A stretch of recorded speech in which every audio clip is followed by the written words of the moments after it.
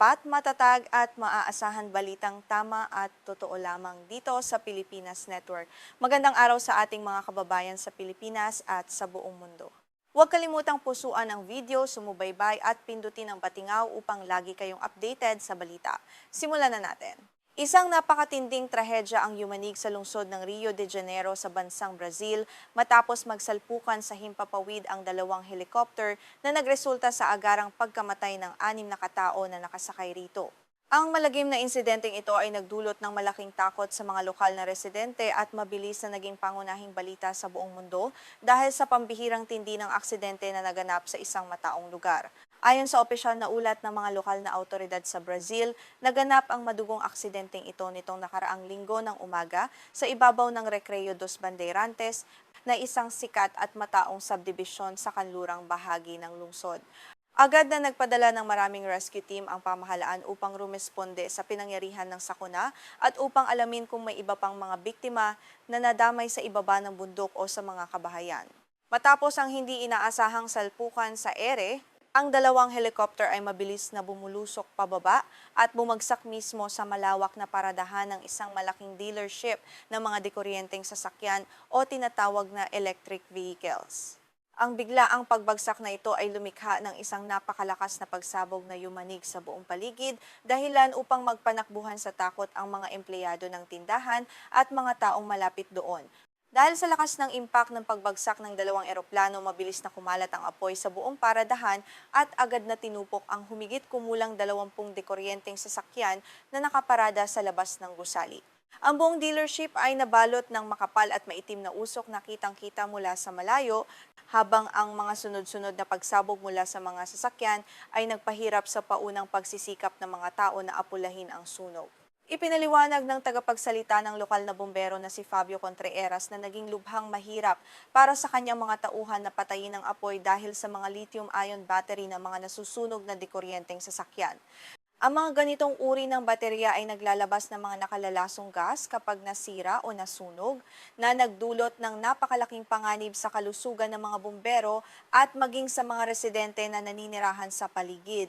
Ayon pa sa pahayag ni Contreras, kapag ang ganitong uri ng baterya ng electric vehicle ay nagliyab, hindi lamang ito naglalabas ng mapanganib na usok, kundi pinatitindi rin ito ang init at bagsik ng apoy sa isang antas na hindi karaniwan. Ito ang pangunahing dahilan kung bawat ang normal na paraan ng pagpapatay ng sunog ay hindi naging epektibo at nangailangan sila ng mas marami at mas advanced na kagamitan upang makontrol ito. Idinagdag pa ng opisyal na ang pag-apula ng apoy sa isang dekuryenteng sasakyan ay nangailangan ng 3 hanggang 4 na beses na mas maraming tubig kumpara sa isang karaniwang sasakyang gumagamit lamang ng gasolina o diesel. Ang ganitong sitwasyon ay nagdulot ng matinding hamon sa supply ng tubig ng mga bumbero at nagpatahal ng ilang oras sa kanilang operasyon bago tuluyang nadeklarang ligtas at fire out ang buong lugar. Binigyang diin din ng pamunuan ng bumbero na ang paligid ng dealership ay isang napakataong lugar o densely populated area sa lungsod ng Rio de Janeiro. Sinabi ni Contreras na kung hindi sa bakanteng paradahan ng sasakyan bumagsak ang dalawang helicopter, tiyak na mas marami pang buhay ng mga inosenteng sibilyan ang nawala at mas malaking pinsala sa mga katabing bahay at gusali ang maaaring idinulot ng malagim na aksidenteng ito. Sa pagpapatuloy ng ginawang search and rescue operation ng mga otoridad, unang natagpuan ng mga bumbero ang isang helicopter na tupok ng apoy sa gitna ng mga nasunog na electric vehicle sa paradahan. Sa loob ng nawasak na sasakyang panghimpapawid na ito, tumambad sa mga otoridad ang 5 biktima na kapwa wala ng buhay dahil na rin sa matinding impact at sa mabilis na pagkalat ng apoy pagkabagsak nito. Samantala, ang ikalawang helicopter naman ay natagpuan ng mga rumespondeng otoridad sa layong humigit kumulang 100 metro mula sa unang pinangyarihan ng pagbagsak ng unang helicopter. Ayon sa mga ulat, ang pilotong nag-iisa sa loob ng helicopter na ito ay hindi rito nakaligtas sa matinding aksidente at idineklarang patay sa lugar na nagdala sa kabuang bilang ng mga nasawi sa 6 na individual sa trahedyang ito. Ang mga labi at iba't ibang piraso ng dalawang nag-crash na helicopter ay nagkalat sa layong daan-daang metro mula sa mismong crash site na nagpapatunay sa tindi ng salpukan ng dalawang sasakyan sa himpapawid. Ang mga pirasong ito ay agad na kinordonan ng mga lokal na pulis upang mapangalagaan ang mga mahahalagang ebidensya na gagamitin sa malalimang investigasyon ng mga eksperto sa aviation sa mga susunod na araw. Maraming mga video at larawan na ibinahagi sa social media ng mga nakasaksi sa paligid ang nagpakita ng makapal at maitim na usok na pumapailan lang sa kalangitan mula sa nasusunog na dealership ng sasakyan.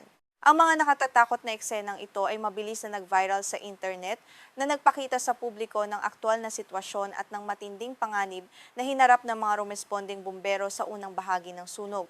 Dahil sa tindi ng pangyayari, agad na naglunsad ng formal na investigasyon ng mga otoridad sa Brazil, partikular ang Center for Investigation and Prevention of Aeronautical Accidents o CENIPA.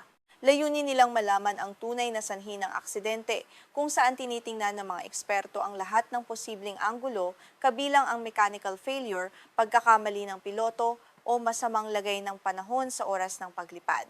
Sinabi ni Contreras na kakailanganin ng mga otoridad na suriing mabuti ang lahat ng mga pag-record ng komunikasyon sa pagitan ng mga piloto at ng control tower bago tuluyang makumpirma ang tunay na dahilan ng trahedya.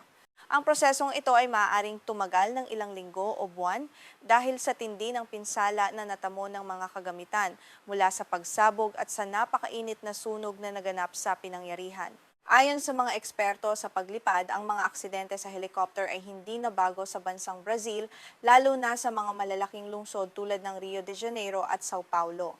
Madalas kasing gamitin ng mga helicopter ng mga mayayaman, politiko at mga negosyante upang iwasan ang matinding trapiko sa lupa na nagiging dahilan naman ng masikip na trapiko sa himpapawid at nagpapataas ng panganib ng aksidente. Batay sa pinakahuling istatistika na inilabas ng CENIPA, mayroon nang naitalang 84 na aksidente sa sasakyang panghimpapawid sa bansa ngayong taon bago pa man maganap ang malagim na trahedyang ito nitong linggo. Ang mataas na bansa ay muling nagpataas ng alarma sa publiko at nag-udyok sa mga mambabatas na suriing mabuti ang mga umiiral na batas at regulasyon para sa kaligtasan sa paglipad. Sa kasalukuyan, patuloy pa rin ang proseso ng pagkakakilanlan sa mga labi ng 6 na biktima upang formal na maabisuhan ang kanilang mga pamilya na kasalukuyang naghihintay ng opisyal na balita.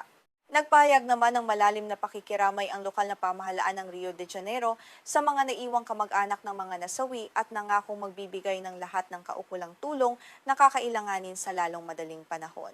Bukod sa pagkawala ng buhay, nagdulot din ang aksidenteng ito ng matinding pangamba sa kalusugan ng mga residente dahil sa nakalalasong usok mula sa mga nasunog na lithium-ion battery ng mga sasakyan. Nagpalabas na ng babala ang mga lokal na opisyal ng kalusugan na iwasan muna ang pagpunta sa malapit sa crash site at manatili sa loob ng kanilang mga bahay upang maiwasan ang malalang epekto ng usok sa katawan. Ang trahedyang ito ay muling nagbukas ng talakayan sa buong mundo tungkol sa kaligtasan ng mga dekuryenteng sasakyan kapag nasasangkot sa mga malalaking sunog o sakuna.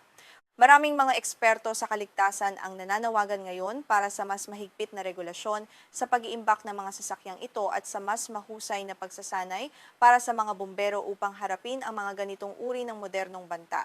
Sa kapaligiran, habang patuloy ang malalimang investigasyon ng CENIPA, nananatiling nakaabang ang buong publiko sa mga susunod na ulat upang malaman kung paano may iwasan ang ganitong uri ng sakuna sa hinaharap.